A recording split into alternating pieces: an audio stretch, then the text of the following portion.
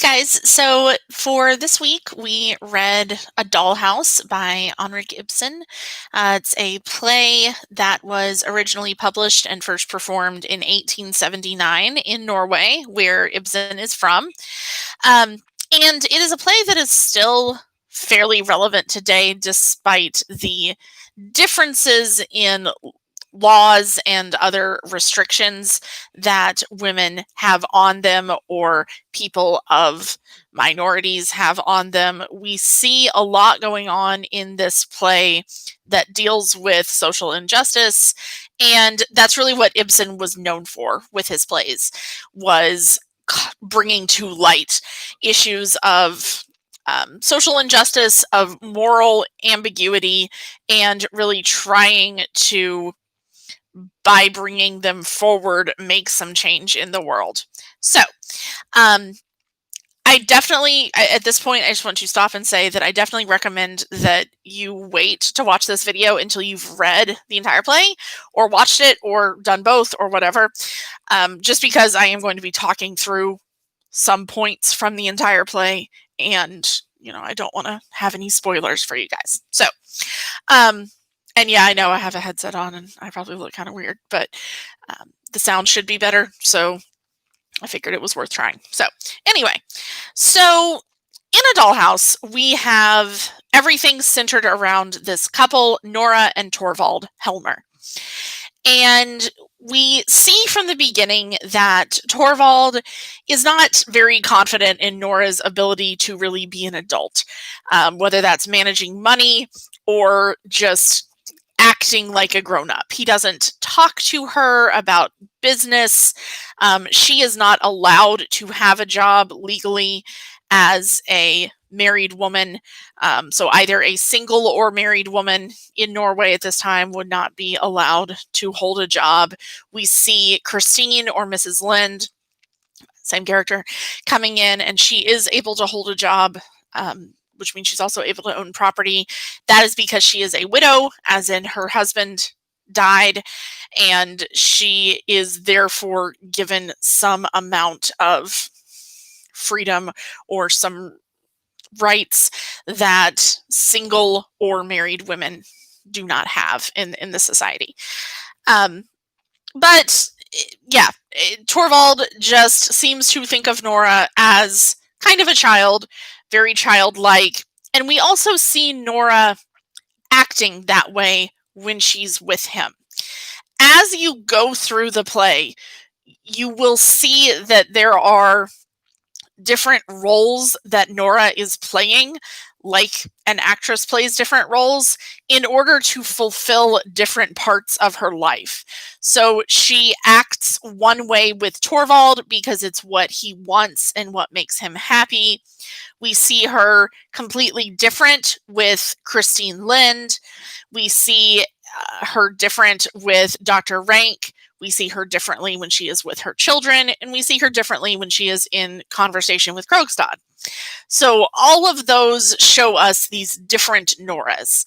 And we can make arguments for which one of those is the most true Nora.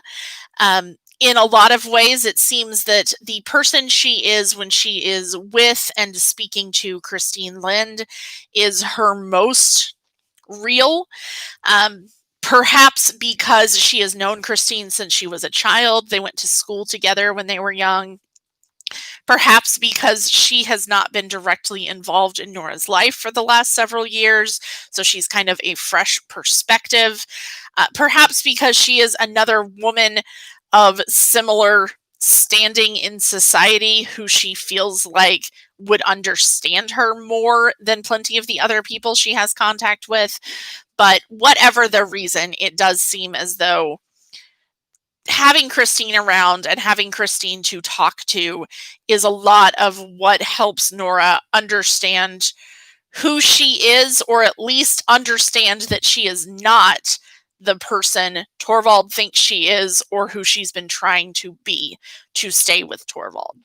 So Christine is definitely a very important character in that she really brings about a lot of this ability to think and reflect on herself that Nora gains over the course of the play.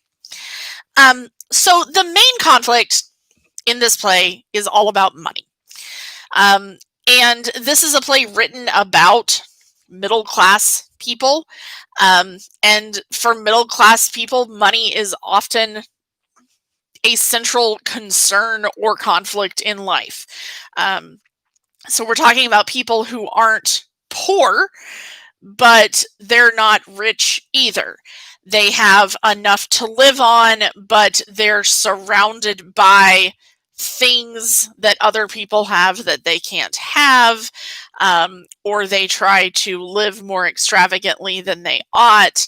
And that brings money into kind of being a constant issue in their lives. So that's just something to think of as far as the topic of the play and the conflict.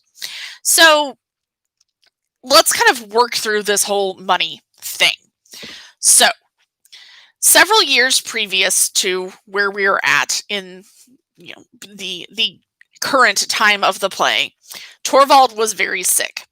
And his doctor recommended a trip to a much warmer climate for him, or he was certain that he would not recover and would die. Nora obviously wants to do everything she can to make sure that Torvald doesn't die because he's her husband and she loves him. So what she has said, and let be believed all of these years, is that her father was able to give her money for this trip to Italy. That's where they ended up going. And it seemed reasonable. That's what happened. Her father also happened to die right around that time, so it never came up in conversation after that. And that is to the world where the money came from, how they were able to go on this trip, and indeed it did restore Torvald's health. They came back home, and everything was fine as far as his health and him being able to carry on. What we find out pretty early on in the play through Nora's not even confession, but her kind of bragging to Christine, is that Nora actually borrowed the money for this trip. So this is a big deal for a few reasons. One, women couldn't legally borrow money with themselves. They had to have a male sign on the document. In this case, that should have been Torvald if she was going to be borrowing money, but her father would have also been an acceptable person to sign on the document. So we'll get to that in a moment. Another thing is Torvald makes it very clear very early in the play that he does not believe in borrowing money. He doesn't believe in credit. He believes in spending the money you have and absolutely nothing more than that. He points out to Nora the problems that could happen if they were to get credit and then he were to die or in some other way be unable to work, and there would be no way for Nora or them to pay off this money. She dismisses that pretty casually at that point, but it's just a manner of us seeing pretty early on in the play how against credit and borrowing Torvald is. So just that makes the fact that Nora borrowed the money for this trip a little questionable, and at least in Torvald's eyes. But then we find out how she did so. And that is that she did have a man sign off on the paper with her, and it was her father. The problem is that she forged her father's signature. So I said earlier that her father died around that time. Indeed, he did. And we find that out when Krogstad, who is the person at the bank who oversaw Nora borrowing this money, points out that her father's signature is dated a couple days after he died. So he now knows that Nora forged this document, which forgery is against the law regardless of borrowing money. And he is going to use this to blackmail Nora. We will get to why in a moment. One quick note about her signing this and it being a date after her father's death. She did not live in the same town as her father anymore, and news of his death would have taken a few days to get to her. So it's not like she knew he was dead and then signed this paper dated after he died. It's just how it happened, because his death happened in the middle of all this, just to make that clear. To go back to Krogstad, however, so Krogstad figures pretty heavily into the play, and it's because he works at the bank. We don't have a name. The bank. And Torvald has very recently been made manager of the bank, and that he is going to and then does fire Krogstad. He has all sorts of reasons. There were some questionable business practices in Krogstad's past. Ultimately, he doesn't like how familiar Krogstad is with Torvald, in that they at one point in their lives were friendly, and Krogstad will try to continue to be friendly, or act as though he and Torvald are friends. And Torvald doesn't like that. So that's really his biggest main reason for firing Krogstad. So Krogstad comes to Nora with the information that he knows she forged this document, and that he will come forward both to Torvald and to the public about this forgery if she does not get him his job back. So we see her several times trying to convince Torvald to rehire Krogstad, first to not fire him, then to rehire him. It doesn't ever work, and of course she can't tell him why she feels this way. But eventually he does send a letter firing him. This is also complicated by the fact that he is able to hire Christine for a position at the bank because he fires Krogstad. So basically, the position Christine is getting is the one he has just fired Krogstad from. So Nora also can't get Krogstad back his job without putting Christine out of a job, who she's just gotten this job. So we have Krogstad continuing to threaten Nora with going public with this information about her document. And we also see Torvald unknowingly, because he does not know until toward the very end of the play anything about this money that Nora has borrowed. We see him making her more and more concerned that she is a bad influence on her children. He talks in some general ways about how when children go bad, so basically when people as young people become dishonest in whatever way, it's generally the mother's influence, because the mother is the one they're around the most. And Nora really lets that bother her. After a while, she becomes more and more caught up in this idea that she is in some way poisoning her children because she has been dishonest. And so that's something that we see her worrying about throughout the play. But ultimately, I'm skipping a lot now, because this isn't meant to necessarily just be a summary of the play. I really hope you've already read it or watched it or both before you came to this video, or else most of this has probably not made much sense. But so it's not meant to be a summary. I wanted to walk through the steps of the borrowing the money because I know it can be a little confusing. Regardless, what we finally see happening is that after a lot of back and forth and a lot of Nora making sure that Torvald is not able to read his letters, including this one from Krogstad, we finally see Torvald finding out what Nora has done. And he is furious. He calls her names. He calls her father names. He talks about how she is clearly not fit to be around the children or to raise them. She will continue to live there, but in name only, just for appearance's sake. She will have nothing more to do with raising his children because he can't have her hurting them, harming them, poisoning them, etc. Not literally poisoning them, but turning them into bad people, having a bad influence on them.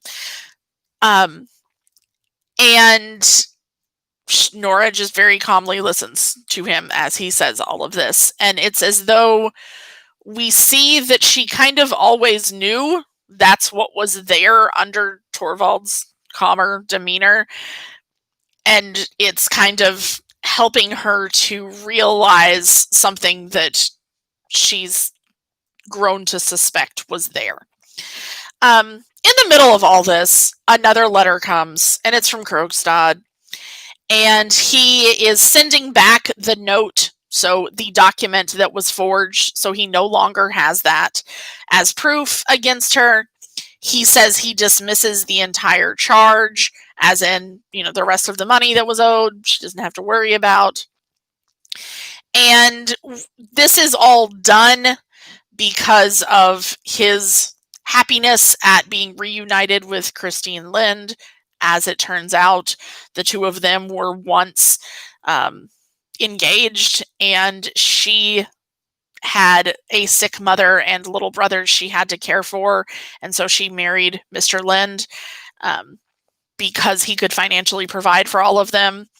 He has died. He left her with no money, no children.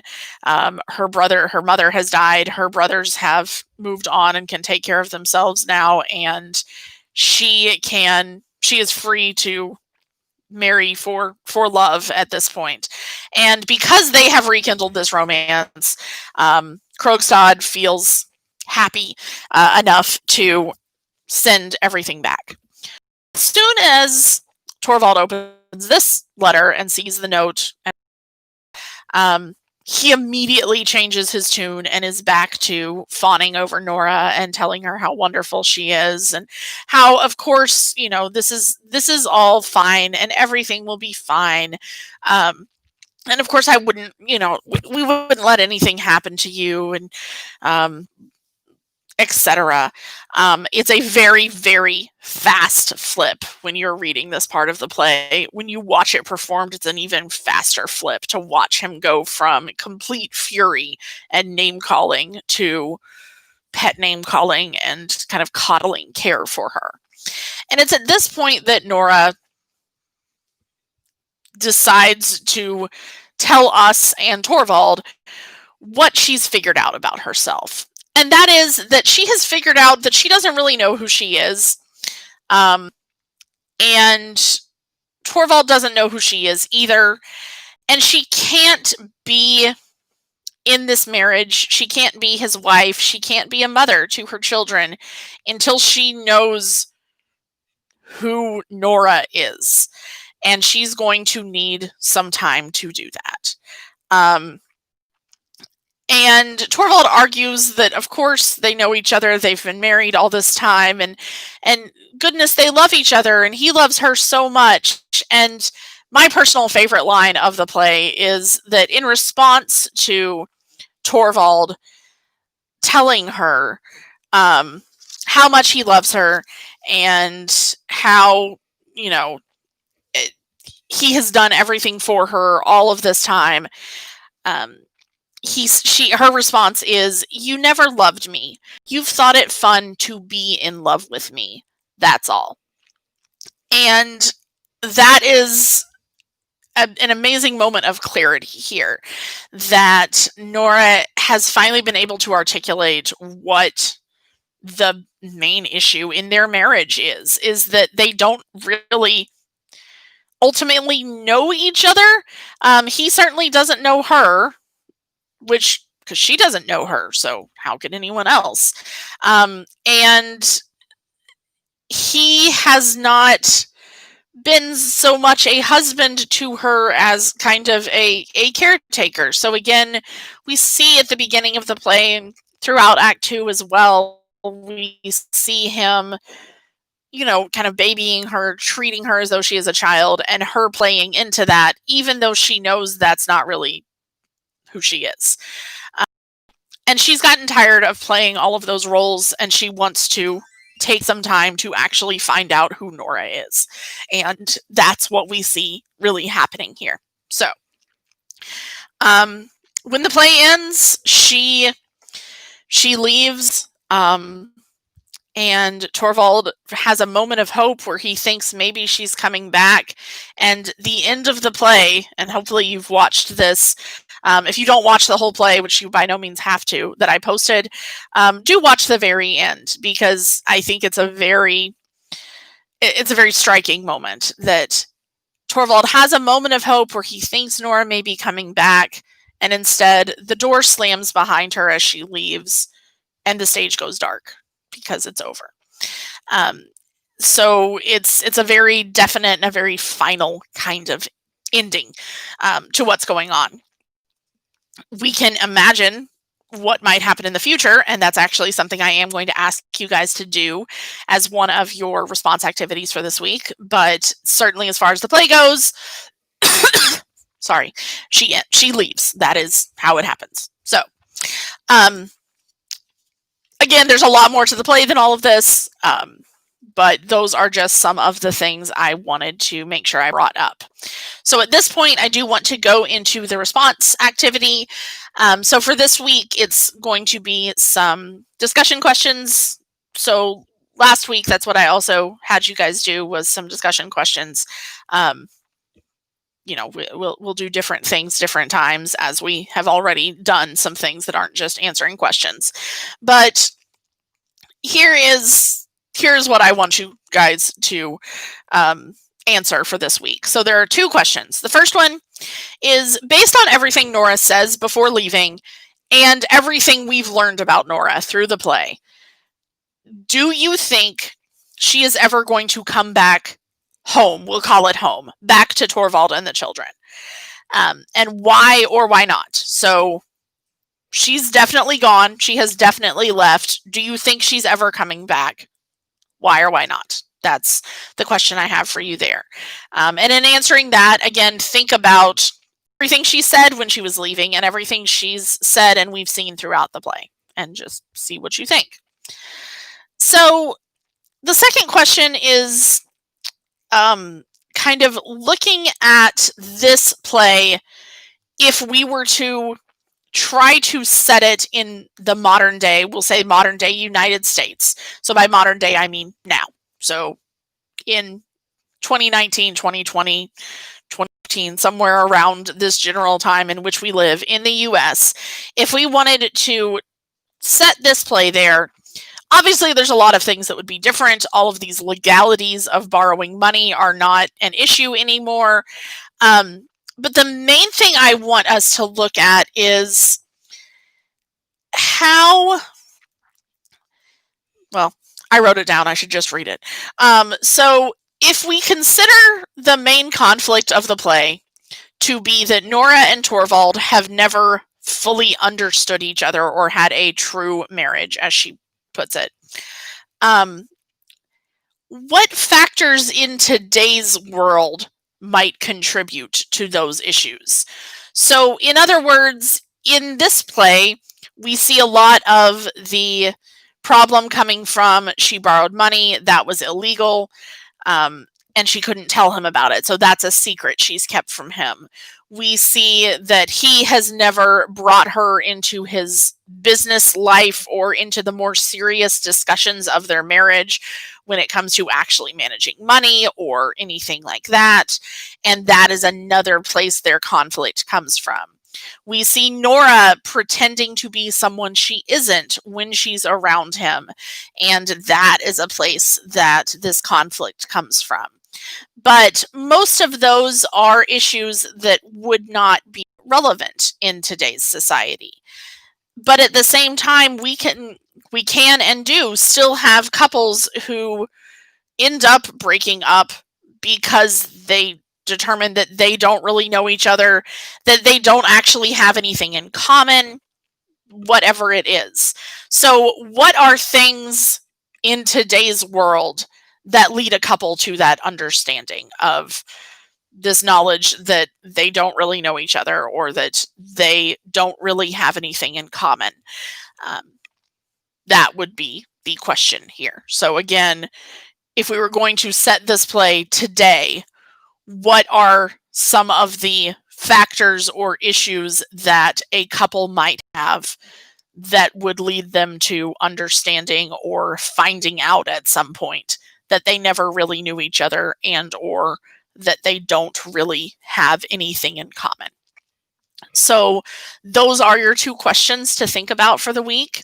So obviously one of them is a little more directly based on the play itself, and the other one is really kind of taking what we've seen from the play and the conflict we've gotten and really thinking about how that could play into today's world. So um, I could talk about this for a long time. I love this play a lot. I hope you enjoyed it. I know it's from 1879 Norway, but I really do think in the fact that it is written in order to highlight some problems in society and the fact that we have this kind of woman trying to figure out who she is and determining that her current place in life is not where she needs to be. Both of those issues make this play something that is, you know, those kinds of conflicts still happen today. So, again, I hope you enjoyed it. And here is this week's discussion, and I will see you guys next week. Bye.